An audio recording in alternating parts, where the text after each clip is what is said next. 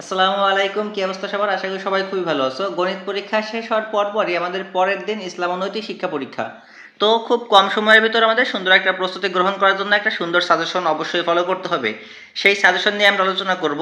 তো ইসলাম ও নৈতিক শিক্ষার সাজেশন নিয়ে আলোচনা করতে করতে তোমরা একটু কমেন্ট বক্সে জানিয়ে দাও যে আমাদের গণিতের সাজেশন থেকে তোমাদের কি পরিমাণে কমন পড়ছে এবং কে কোন বোর্ড থেকে দেখতেছো এবং গণিত পরীক্ষা তোমাদের কেমন হলো। দেখো, এখানে আমরা তোমাদের দুই টাইপের সাজেশন নিয়ে আলোচনা করব। প্রথম আলোচনা করব আমাদের ক দাগ এবং খ দাগের জন্য, পাশ করা শিক্ষার্থীদের জন্য এবং যারা এ প্লাস পাওয়ার চাও তাদের জন্য। তাহলে আমরা ক দাগ খ দাগ এবং গ দাগ ঘ দাগের জন্য আলোচনা করব।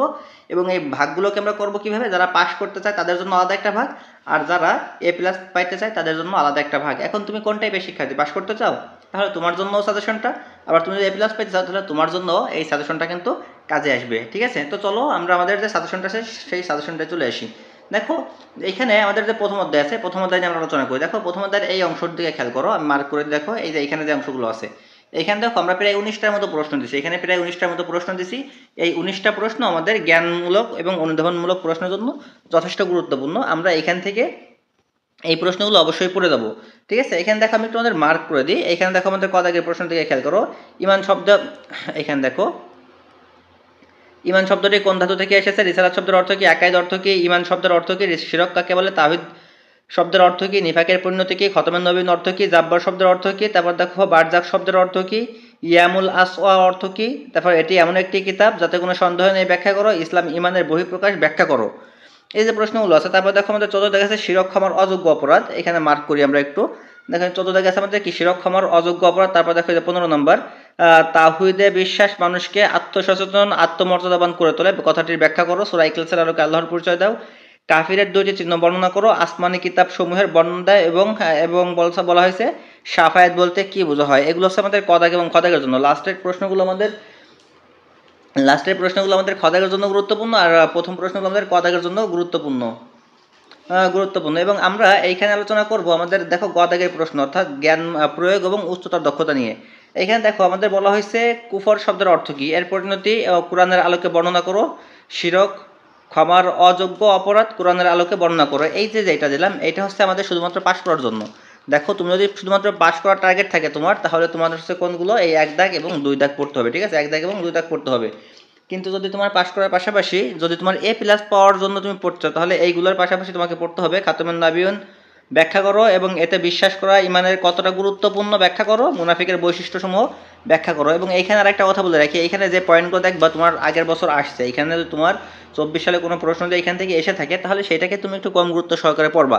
ঠিক আছে, ওকে। আমাদের প্রথম অধ্যায়ের সাজেশন এখানে শেষ। আমরা দ্বিতীয় অধ্যায় নিয়ে আলোচনা করি। দেখো আমাদের এখানে আরেকটা আছে, দেখো এখানে আরেকটা আছে আমাদের একজন নবীর। এখানে দেখো বলবো কি আমরা, একজন নবীর পর আরেকজন নবী আসার কারণ, এই যে এইখানটায়, এই যে একজন নবীর পর আরেকজন নবী আসার কারণ ব্যাখ্যা করো। এবং বলা হয়েছে গলায় ক্রয় সমন্বিত লকেট পরিধান করা কি জায়েজ, তোমার মতামত কোরআন ও হাদিসের আলোকে ব্যাখ্যা করো। এগুলো দিয়ে আমাদের ক দাগের প্রশ্ন আমাদের প্রথম অধ্যায় শেষ। এখন দেখো আমরা দ্বিতীয় অধ্যায় নিয়ে আলোচনা করবো। দ্বিতীয় অধ্যায় আমার একই টাইপের। আমাদের যে কাজটা করতে হবে, দেখো এখানে আমাদের প্রশ্নগুলোর ভাগগুলো আমরা একটু দেখি। এখানে আমাদের বলতে হবে শরীয়ত কাকে বলে, তারপর দেখো প্রধান ওহী লেখক কে ছিলেন, তারপর দেখো তাকরিকি হাদিস কি, নাজিরা তিলাওয়াত কি, হাদিস শব্দের অর্থ কি, ফরজে আইন কি, আল কোরআনের আবিধানিক অর্থ কি, আমানত কি, লাহে মাহফিজ অর্থ কি। এই যে প্রশ্নগুলো আছে, এগুলো আমাদের ক দাগের জন্য গুরুত্বপূর্ণ। তারপর দেখো আমরা আমাদের এইখান থেকে চলে এসেছি লাহে মাহফুজ। তারপর আছে ইসলামী শরীয়তের উৎস কি, আমাদের 10 দাগ। 10 দাগে বলা হয়েছে ইসলামী শরীয়তের প্রধান উৎস কি। তারপর দেখো বলা হয়েছে সুন্নাতে জাইদা শব্দের অর্থ কি, ফারগাব শব্দের অর্থ কি, সহিহ সিত্তা বলতে কি বোঝানো হয়, জামাতে নামাজ আদায় করতে হবে কেন। তারপর দেখো মারেফু হাদিস বলতে কি বোঝায়, আমার উম্মতদের উত্তম ইবাদত হলো কুরআন তেলাওয়াত ও হাদিস ব্যাখ্যা করা। ফরজে কিফায়া বলতে কি বোঝানো হয়, মুমিনের সকল কাজই বিস্ময়কর কিভাবে ব্যাখ্যা করো। হাদিসে কুৎসিত বলতে কি বোঝানো হয় ব্যাখ্যা করো। দেখো এইখানে আমাদের এই প্রশ্নগুলো, এখানে যে 19টা আছে, এই 19টা আমাদের ক দাগ এবং খ দাগের জন্য গুরুত্বপূর্ণ। আমি তোমাদের বলে দিই, যাদের এইগুলোর পিডিএফ প্রয়োজন তারা আমাদের চ্যানেলটা সাবস্ক্রাইব করে কমেন্ট বক্সে জানিয়ে দাও যে পিডিএফ প্রয়োজন, এবং আমাদের যে হোয়াটসঅ্যাপ নাম্বার দিয়ে আছে, হোয়াটসঅ্যাপ নাম্বারে যোগাযোগ করো। আমাদের একটা গ্রুপ আছে, সেই গ্রুপে পিডিএফ দিয়ে আছে, সেখান থেকে তোমরা পিডিএফ সংগ্রহ করতে পারবা।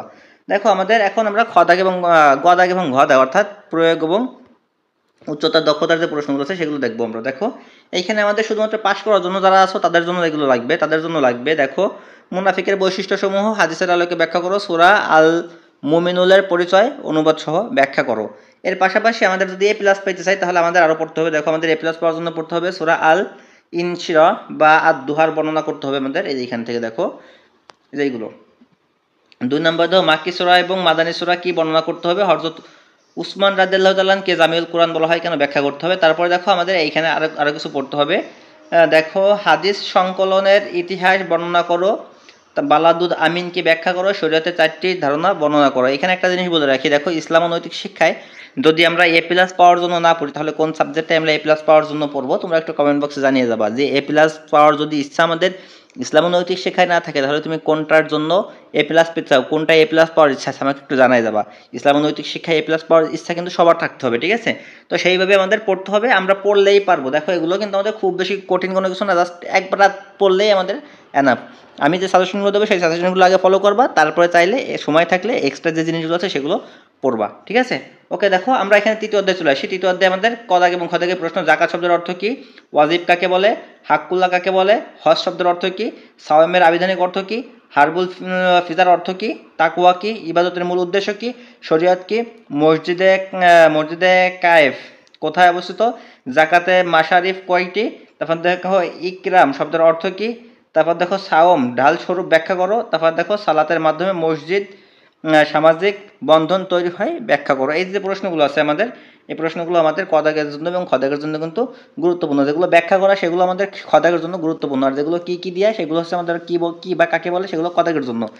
এখন দেখো আমাদের এইখানে আমরা দেখো আমরা 10 দাগের থেকে দেখি। এই যে দেখো 14 দাগ থেকে দেখবো আমরা। 14 দাগের প্রশ্ন থেকে খেয়াল করো। 14 দাগের প্রশ্ন বলেছে সালাতের মাধ্যমে সামাজিক বন্ধন তৈরি হয় ব্যাখ্যা করো, হজের 4টি ওয়াজিব লেখো, সুন্দর চরিত্রই পূর্ণ ব্যাখ্যা করো। তারপর দেখো জিহাদ এবং সন্ত্রাসবাদ বলতে কি বোঝো, আমাদের খ দাগে এটা ব্যাখ্যা করতে হবে।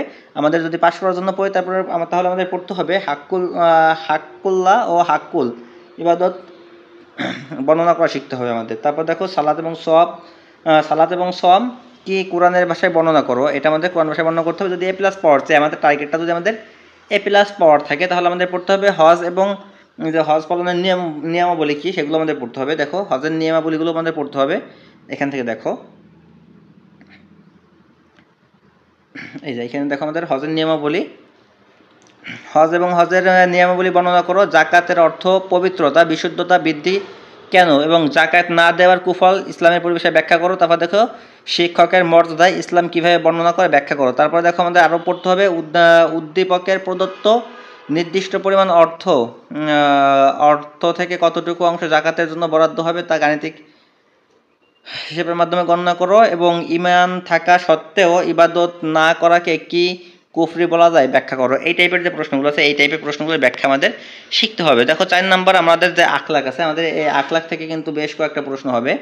দেখো এই আখলাকে আমরা পড়বো আখলাক শব্দের অর্থ কি, সাম্প্রদায়িক সম্প্রীতি কাকে বলে, গীবত শব্দের অর্থ কি, সন্ত্রাস কি, আল হাদু শব্দের অর্থ কি, খিয়ানত শব্দের অর্থ কি, পবিত্রতার আরবি শব্দ কি, মৃতব্যয়িতা কি, আখলাকে হামিদা কি, সুদের আরবি শব্দ কি, শালীনতা বলতে কি বোঝায়, আমর মিল মারুফ কি, পবিত্রতা ইমানের অর্ধেক ব্যাখ্যা করো, ঘুম কেন বর্জনীয়। এই টাইপের যে ঘুষ কেন বর্জনীয়, ঠিক আছে, এগুলো আমাদের গুরুত্বপূর্ণ কদাগ এবং খদাগের জন্য। লজ্জাশীলতার পুরোটাই কল্যাণময় ব্যাখ্যা করো। ইসলামের জ্ঞান অন্বেষ করা ফরজ কেন ব্যাখ্যা করো। এই টাইপের যে প্রশ্নগুলো আছে এগুলো আমাদের গদাগ এবং খদাগের জন্য গুরুত্বপূর্ণ। এবং আমাদের সৃজনশীল প্রশ্নের জন্য দেখো গদাগ এবং খদাগের জন্য গুরুত্বপূর্ণ হচ্ছে আমাদের আমানত, তাকওয়া, স্বদেশ প্রেম কি, কোরআন ও হাদিসের আলোকে বর্ণনা করো, এগুলো আমাদের পড়তে হবে। পাশাপাশি আমরা পড়বো সুদ এবং ঘুষের খারাপ দিকগুলো বর্ণনা করা শিখতে হবে আমাদের। শালীনতা এবং জাকাত, এই যে এখানে দেখো এইগুলোর কথা বলতেছি।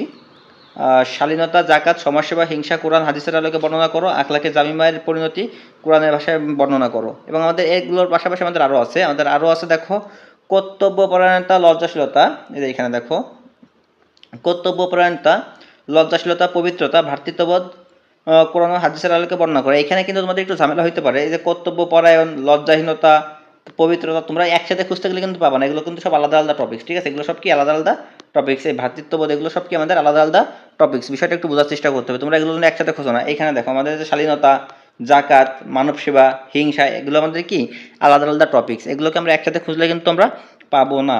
তারপর দেখো আমাদের 5 নাম্বার আদর্শ জীবন, জ্ঞানমূলক এবং অনুধাবনমূলক প্রশ্ন। দেখো ইবনে সিনার পুরো নাম কি লিখতে হবে আমাদের, আবু বক্কর কোন গোত্রের জন্মগ্রহণ করে, এগুলো আমাদের কি করতে হবে, পড়তে হবে। তারপর দেখো লাউহে মাহফুজ শব্দের অর্থ কি, জুন্নুরাইন কাকে বলে, বলে হচ্ছে উকাস কি, আল আসমাউল মুআল্লাকাত কি, তারপর দেখো ফিকা গোত্রের রূপকার কে, তারপর দেখো কানুন ফিতিব কি, তারপর দেখো হারবুল ফিজাল কি, ইসলামের দ্বিতীয় খলিফাকে, মুজামুল বুলদানের বিষয়বস্তু কি, তারপর আমাদের খুলাফায়ে রশিদিন বলতে কি বোঝানো হয়, হযরত ওমর রাদিয়াল্লাহু তাআলাকে কে কে ফারুক বলা হয় কেন, তারপর দেখো বলা হয়েছে বুয়াইরা কে ছিলেন।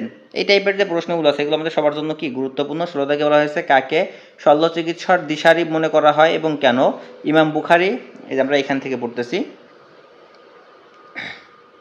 দেখো আমাদের পরে বলা হয়েছে যে ইমাম বুখারীকে কেন আমিরুল মুমিনিন ফিল হাদিস বলা হয়।